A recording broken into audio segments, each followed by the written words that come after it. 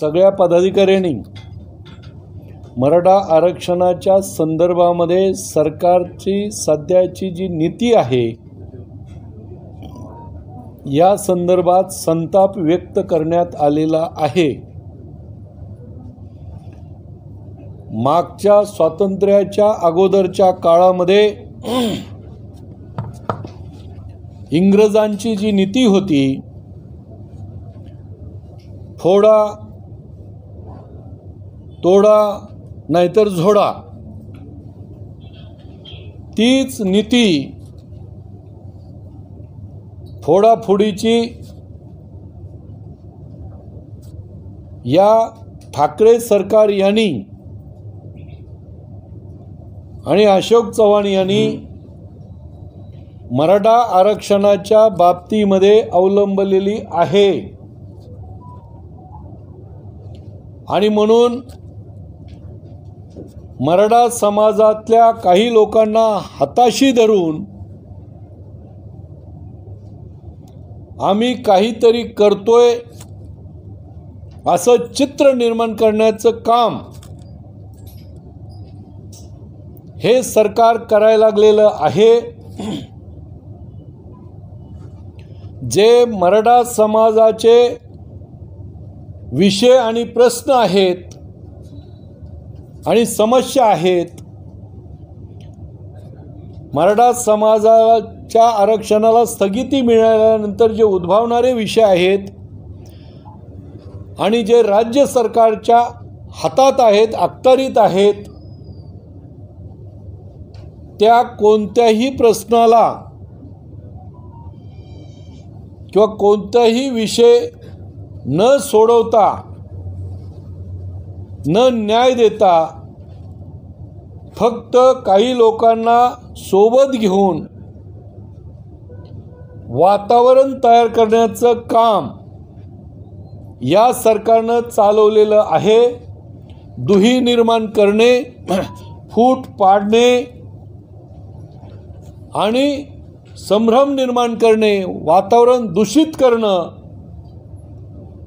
आणि अन्याय चालू ठेवणं ही इंग्रजांची नीती ठाकरे सरकार यांनी अवलंबलेली आहे। आणि या विरोधात खूप मोठा संताप आजच्या बैठकीत व्यक्त झालेला आहे। आणि म्हणून त्यांनी, हे माझं आजही स्पष्टपणे आव्हान आहे सरकारला, की स्थगिती मिळाल्याच्या नंतर या ठाकरे सरकारने कोणते प्रश्न सोडवले, दिल्लीला जाऊन काय केलं, आता काय या बैठकीमध्ये तुमचं ठरलं, कोणते GR काढले, कोणते निर्णय घेतले, हे त्यांनी स्पष्ट GR दाखवून असे त्याचा निर्णय अजूनही घेतलेला नाही। मग कोणतीही सोयी सवलत हे द्यायला तयार नाही। 100% जे विद्यार्थ्यांची फीस आहे त्याची प्रतिपूर्ती कशी करणार याबद्दल काही निर्णय नाही। याचबरोबर शिष्यवृत्तीच्या बद्दलचा GR नाही। तुमच्या अनेक विषय आहेत, काही निर्णय नाही। सारथीच्या बद्दल सुद्धा ज्या आपल्या उपस्थितीमध्ये सारथीमध्ये मी बैठक घेऊन त्या PhD करणाऱ्या मुलांचे प्रश्न सोडवले, पण रजिस्ट्रेशनपासून त्यांना ज्या नियुक्त्या द्यायच्या त्याबद्दल मात्र केलेलं नाही। आणि सारथीचे उपकेंद्र जे करायचे होते प्रत्येक विभागाला एक, ते याच पश्चिम महाराष्ट्रामध्ये पुण्याच्या जवळच इथं मुख्य केंद्र असताना दुसरं पहिलं केंद्र कोल्हापूरला करायला लागलेत। ह्याची खरी गरज जास्त मराठवाड्याला, विदर्भाला आणि खानदेशाला आहे, तिकडं न करता इथं करायला लागलेत। कशासाठी, का करतायत, कुणाला खुश करतायत आणि कुणावर अन्याय करतायत, का करतायत, याचं स्पष्टीकरण या सरकारनं दिलं पाहिजे। लोकाला वेड्यात काढायचं काम हे सरकार सगळं करायला लागलेलं आहे।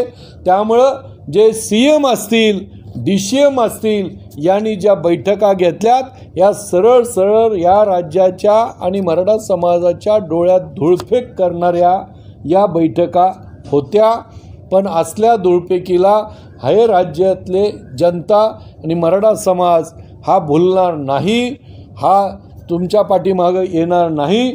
तुम्ही ठोस निर्णय घ्या, GR दाखवा, तर तुमच्यावर विश्वास ठेवू, नाहीतर लबाडाचं आमंत्रण जेवायला आता या राज्यातली जनता आणि मराठा समाज तयार नाही।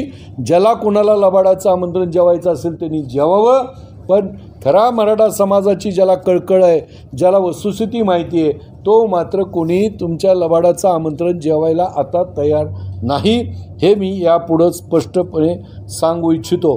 तिसरं, छत्रपती शिवाजी महाराजांच्या स्मारकाचं जानेवारी 19 स्थगिती मिळाली। त्या 5-6 महिन्याच्या काळामध्ये आम्ही अनेक वेळा विनंती अर्ज सर्वोच्च न्यायालयामध्ये केले आणि त्यामुळं सर्वोच्च न्यायालयाने छत्रपती शिवाजी महाराजांचे जे प्रकरण आहे ते सगळं प्रकरण मुंबई हायकोर्टामध्ये कडे वर्ग केलं, पण त्याला सुद्धा येऊन खूप 1.5 वर्ष होऊन गेले आणि हे सरकार 19 सप्टेंबर-ऑक्टोबरमध्ये आलेलं असताना तेव्हापासून जे मुख्यमंत्री उद्धवजी ठाकरे साहेब आहेत यांनी आज तागायत 20 जूनपर्यंत साधा अर्धा तास 10 मिनिटंसुद्धा छत्रपती शिवाजी महाराजांच्या स्मारकाच्या करता काढलेला नाही। एकही विनंती अर्ज या सरकारनं उच्च न्यायालयामध्ये दाखल केला नाही, त्यामुळे सुनावणी होऊ शकली नाही, त्यामुळे परवानगी मिळू शकलेली नाही, त्यामुळे शिवाजी महाराजांच्या स्मारकाचं काम पुढं जाऊ शकलेलं नाही आणि यांनी आढावासुद्धा बैठक घेण्याचं काम केलेलं नाही। हे सगळं शिवाजी महाराजांच्या स्मारकाचा प्रकल्प हा सामान्य प्रशासन विभागाच्या अंतर्गत येतो। त्याचे मंत्री हे मुख्यमंत्री आहेत आणि बांधकाम करण्याची जबाबदारी कर्तव्यदक्ष आणि कर्तव्य तत्पर जे निष्क्रिय आहेत अशा अशोकराव चव्हाणांकडे हे खातं आहे, त्यांच्याकडे हे शिवाजी महाराजांचं आहे। त्यांनीसुद्धा या संदर्भात फक्त जे विधिमंडळात प्रश्न लागले होते त्याबद्दल 2 बैठका 1.5 वर्षात घेतल्या, बाकी काहीही करायला तयार नाही। मतं मात्र हे सरकार शिवाजी महाराजांच्या नावानं मागतं, उठता बसता शिवाजी महाराजांचा जयघोष करतं, सगळे पदं मिळवतात शिवाजी महाराजांच्या नावानं, सरकार आणतात शिवाजी महाराजांच्या नावानं, सगळं संपत्ती मिळवतात शिवाजी महाराजांच्या नावानं, पण शिवाजी महाराजांच्या स्मारकाच्या करता मात्र तुम्हाला 10 मिनिटंसुद्धा द्यायला वेळ नाही। याच्यासारखी शर्मेची गोष्ट या राज्यात दुसरी असू शकत नाही। त्यांनी एक तर शिवाजी महाराजांचं नाव घेणं बंद केलं पाहिजे, अन्यथा शिवाजी महाराजांचे हे जे काही स्मारकाचं काम तरी त्यांनी सुरू केलं पाहिजे आणि त्याकरता त्यांनी प्रयत्न केले गेले पाहिजेत, पण ह्यांची नियत तशी दिसत नाही आणि यामुळं याबाबतसुद्धा म्हणजे मराठा समाजाचं आरक्षण असेल, शिवाजी महाराजांचं स्मारक असेल, मराठा समाजाच्या बद्दलच्या सोयी सवलती असतील, याबद्दल काही देणं घेणं नाही। एवढंच नाही तर OBC समाजाचे सुद्धा जे काही राजकीय आरक्षण आहे त्याचंही यांना काही देणं नाही। या पूर्णपणे आता स्वातंत्र्याच्या नंतर पहिली वेळ आपण या राज्यामध्ये पाहायला मिळाली की मंत्री आंदोलन करतायत। म्हणजे OBCचं आरक्षण झालं, साले मंत्री आंदोलन करतोय, मोर्चे काढतोय आणि ज्या काळामध्ये त्यांनी OBCचं आरक्षण टिकवण्याकरता न्यायालयामध्ये फिल्डिंग लावणं गरजेचं होते, कागदपत्र जमा करणं गरजेचं होतं, सर्वे करून अहवाल देणं गरजेचं होतं, तेव्हा हे मोर्चे काढत बसले, तेव्हाही आपल्या लोकाला वेड्यात काढत बसले OBC समाजाला आणि आपली प्रतिमा OBCचा नेता म्हणून करत बसले आणि आता तेच यांच्या जीवावर आलं आहे। मग या सरकारला कोणत्याही परिस्थितीत ना मराठ्यांचं काही देणं घेणं नाही, ना OBCचं काही देणं घेणं नाही, मागासवर्गीयाचं देणं घेणं नाही, कशाचंच यांना देणं घेणं नाही ना छत्रपती। साधी गोष्ट आहे, आज बरोबर 1.5 महिना झाला स्थगिती येऊन साधे पुनर्विचार याचिकासुद्धा हे करू शकलेले नाहीत। एवढी साधी गोष्ट आहे। अगोदर न्यायमूर्ती भोसले साहेबांच्या पदराखाली लपायचं काम त्यांनी केलं, ती पदर त्यांनी उघडल्यानंतर जो न्याय त्यांनी सांगितला, मार्ग सांगितला, त्या मार्गानं सुद्धा जायचं काम हे करत नाहीयेत आणि म्हणून जी पुनर्विचार याचिका दाखल करण्याचं 1 दिवसाचं काम होतं ते आज तागायत त्यांचा अभ्यासच सुरू आहे असं विद्वान सगळे नेते मंडळी सांगतायत. मला कळत नाही न्यायमूर्तींनी अभ्यास करून सूचना केल्यानंतर सुद्धा अजून हा कसला अभ्यास करतायत. मराठा समाजाला मातीत घालायचा हा अभ्यास चालू आहे का यांचा? पूर्ण मराठा समाजाला संपवायचा अभ्यास सुरू आहे का? किंवा ज्या आमच्या पुढच्या पिढीचं भविष्य सगळं संपवून टाकायचा ह्यांचा अभ्यास सुरू आहे का? हे यांनी एकदा जाहीर करायचं काम आपण करावं असं स्पष्टपणे माझं मत आहे. याचबरोबर पुनर्विचार याचिका आम्ही करणार आहोत. कधी करणार आहेत माहिती नाही. दुसरं नियुक्तीच्याबद्दल ज्या मुलामुलींनी नोकर भरतीची प्रक्रिया सगळी पूर्ण केलेली आहे त्या प्रक्रियेच्याबद्दल सुद्धा काही ठोस निर्णय झालेला नाही. मी पुण्याच्याच बैठकीत सांगितलं होतं पत्रकार परिषदेमध्ये की जे आदिवासीच्याबद्दल हे सरकार निर्णय घेऊ शकलं ते मराठा समाजाबद्दल का नाही? जे मागासवर्गीयांच्या पदोन्नतीबद्दल घेऊ शकतं ते मराठा समाजाच्याबद्दल का नाही? कोण रोखतंय तुम्हाला? कोण करू देत नाही का? तुमच्याच मनामध्ये पाप आहे या मुलामुलींच्याबद्दल? याच्याबद्दल काहीही बोलायला तयार नाही. आम्ही करू नाही तर हे बघू ते बघू सगळं करू आणि बघू. याच्यावर ठोस निर्णय आज तागायत काही घेतलेला नाही. याचबरोबर ओबीसींच्याच प्रमाणे आरक्षण वगळता ज्या सोयी सवलती आहेत ते तरी घेऊ शकतात पण त्याबद्दलही ठोस निर्णय त्यांनी घेतलेला नाही. नाही याबद्दल खूप वेळा बोलणं झालं आणि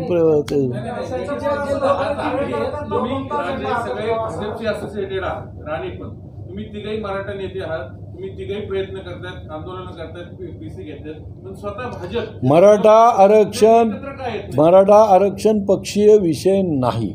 हा समाजाचा विषय समाजाच्या भवितव्याचा विषय. यामुळं पक्षातीत हा विषय असल्यामुळं आम्ही शिवसंग्रामच्या मार्फत आणि मराठा क्रांती संघर्ष मोर्चाच्या मार्फत हे आंदोलन आमचं सुरू आहे.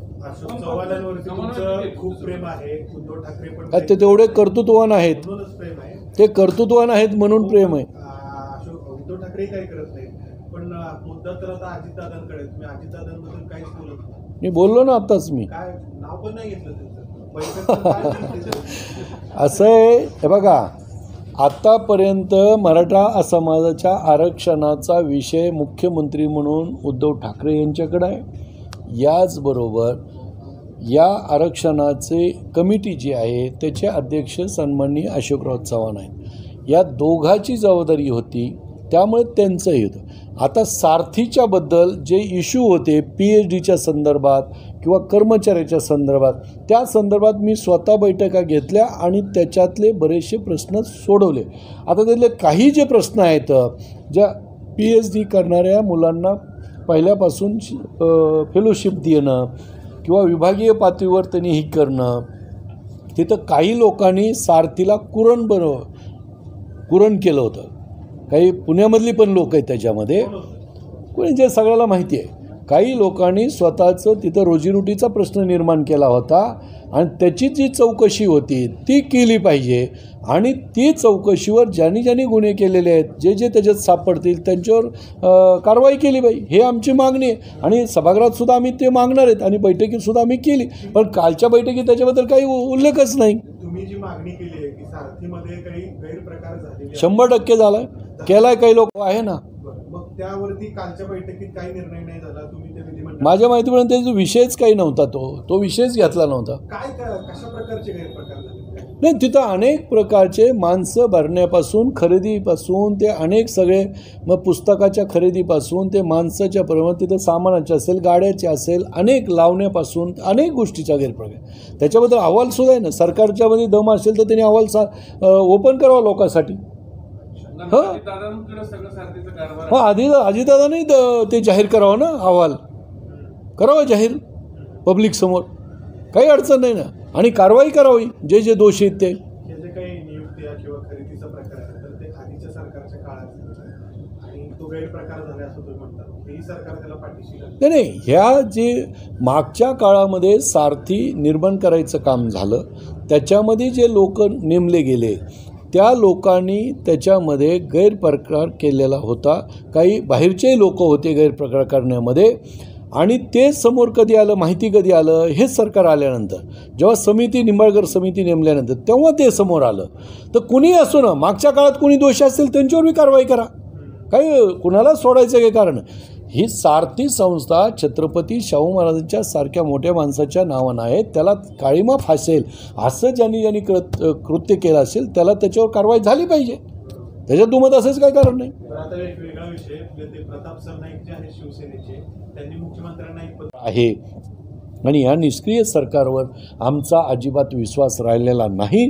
आम्ही EWS आरक्षणसुद्धा कोर्टात जाऊन आम्ही मिळवलं, मोर्चा बीडचा काढून लढवलं. म्हणून कायदेशीर लढाई लढणं, रस्त्यावरची लढाई लढणं आणि विधिमंडळातली लढाई लढणं, ह्या तिन्ही पातीवर आम्ही आता लढाई लढवायचं ठरवलेलं आहे. म्हणून मागे जसं डिक्लेअर केलं तसं परत मी सांगतो की हे प्रश्न जोपर्यंत मार्गी लागत नाहीत तोपर्यंत हे आंदोलन थांबणार नाही, आमची लढाई थांबणार नाही. आणि याकरता जे 5 तारखेपासून ज्या अधिवेशन सुरू होतं आहे, कोणत्याही, परत सांगतो आहे, कोणत्याही परिस्थितीमध्ये आम्ही अधिवेशन चालू देणार नाही. ह्यांनी कितीही काही करू द्या, जोर लावू द्या, अधिवेशन आम्ही चालू देणार नाही. हे प्रश्न जर सुटले नाही तर हे मी या निमित्तानं स्पष्ट करू इच्छितो. आणि म्हणून संपूर्ण राज्यभरामध्ये आमचं दौरे सुरू आहेत, बैठका सुरू आहेत, त्यानंतर मेळावे सुरू आहे. पहिला मेळावा छत्रपती शाहू महाराजांचं जे जयंती आहे 26 जून रोजी, त्या दिवशीच औरंगाबादमध्ये फार मोठ्या प्रमाणामध्ये शाहू महाराजाला वंदन करून शाहू महाराजांचा विचाराचा वारसा पुढं घेऊन जाण्याच्यासाठी आणि सरकारला जबाब मागण्यासाठी, त्यांना ठिकाण आणण्यासाठी फार मोठा मेळावा औरंगाबादच्या ऐतिहासिक नगरीपासून आम्ही सुरू करतो आहे. आणि त्याचाच पुढचा भाग आम्ही पुण्यामध्ये सुद्धा पुढच्याच महिन्यामध्ये धरणे आंदोलन आयोजित केलेले आहेत. आणि धरणे आंदोलन झालं की लगेच मोर्चा या ठिकाणी आयोजित करणार आहोत, ते सुद्धा आमचा निर्णय झालेला आहे. आणि म्हणून या पद्धतीची आंदोलनं या पुढच्या सगळ्या काळामध्ये होणार आहेत. आणि कोणत्याही परिस्थितीमध्ये ह्या झोपलेल्या सरकारला जाग करून जोपर्यंत न्याय मिळत नाही तोपर्यंत आम्ही यांना झोपू देणार नाही. ह्यांनी कितीही लोकांमध्ये संभ्रम निर्माण केला, कितीही लोकांना आपल्या बाजूनं वळवायचा प्रयत्न केला, तरीही जनता आता तुम्हाला फसणार नाही, भुलणार नाही. तुम्हाला जबाब विचारल्याशिवाय राहणार नाही, सळो की पळो करून सोडल्याशिवाय राहणार नाही.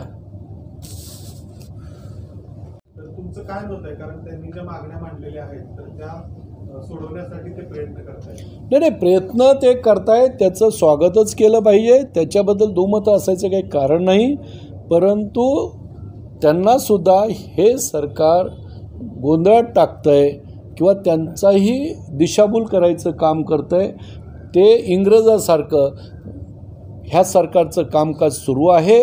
जशी फोडाजोडा नीती आहे तसं आम्ही काहीतरी करतो आहे. मागच्या काळात इंग्रज जसं भारतवर्षासाठी काही करतो आहे, आम्ही हिंदुस्थानसाठी काही करतो असं दाखवायचा प्रयत्न करतो, पण करत काही नव्हतं. तसंच या सरकारचं चालू आहे. तुम्हाला बोलवलं नव्हतं का या मीटिंगसाठी? सारथीसाठीची बैठक झाली का? नाही, आम्हाला बैठकीला बोलवलंही नव्हतं, कारण आम्ही स्पष्टपणे भूमिका घेतो, म्हणून आम्हाला बोलवणं त्यांना परवडत नाही.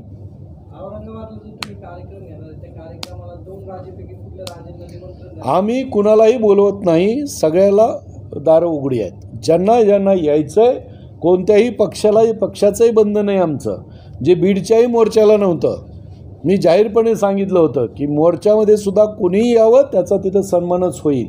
औरंगाबादच्या सुद्धा मेळाव्याला जे शाहू महाराजांच्या जयंतीच्या दिवशी आम्ही करतो आहे, त्याचबरोबर 27 तारखेला दुसऱ्या दिवशी मुंबईमध्ये मोठी बाईक रॅली होणार आहे. या सगळ्या कार्यक्रमाला आणि पुढेही नंतर नाशिक विभागात आणि पुण्याच्या विभागात सुद्धा होणार आहे.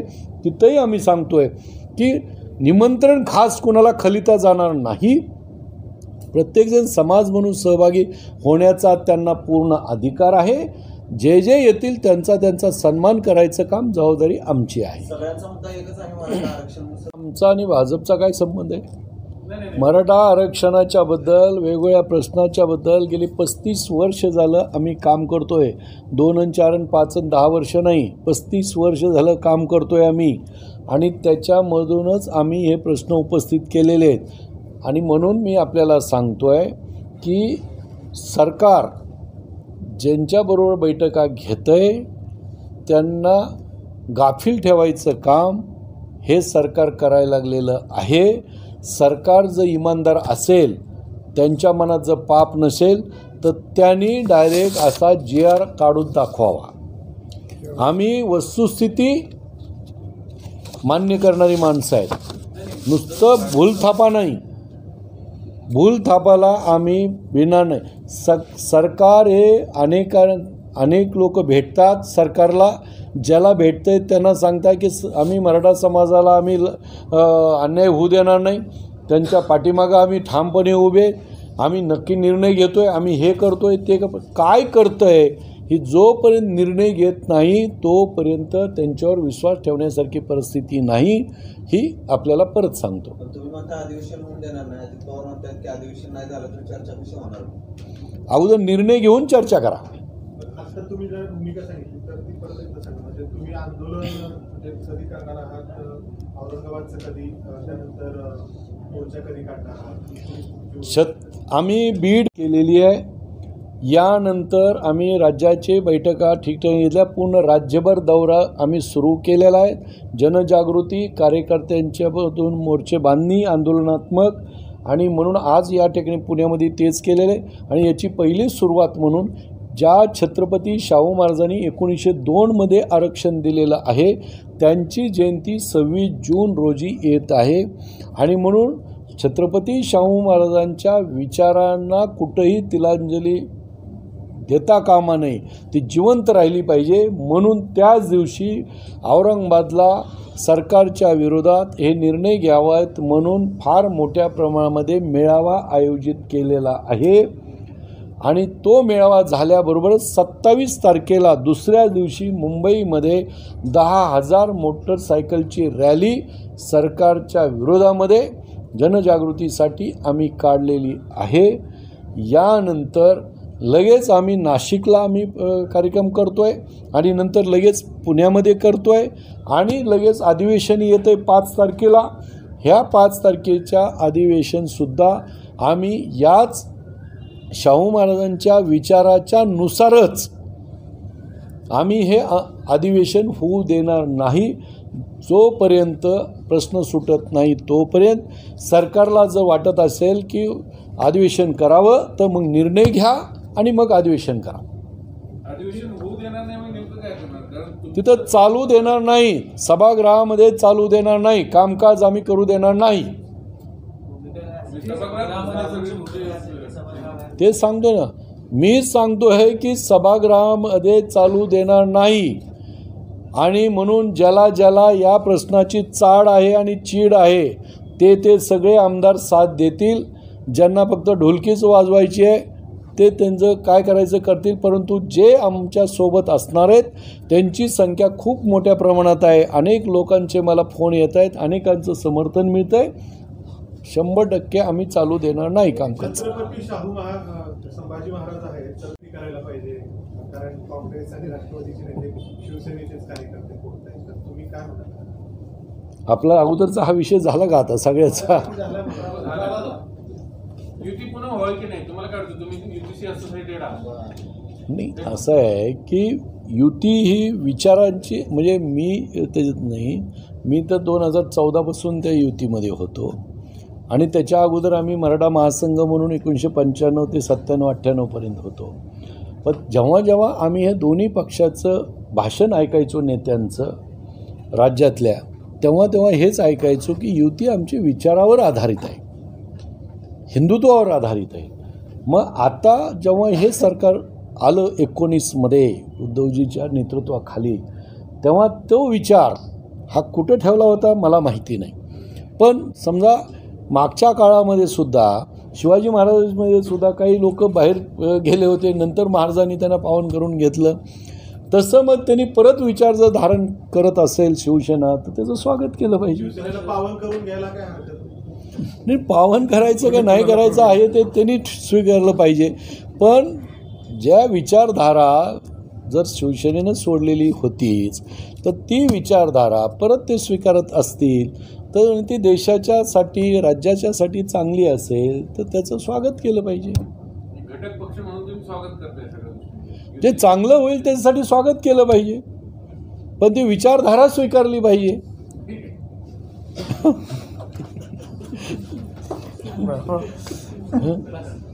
थँक्यू.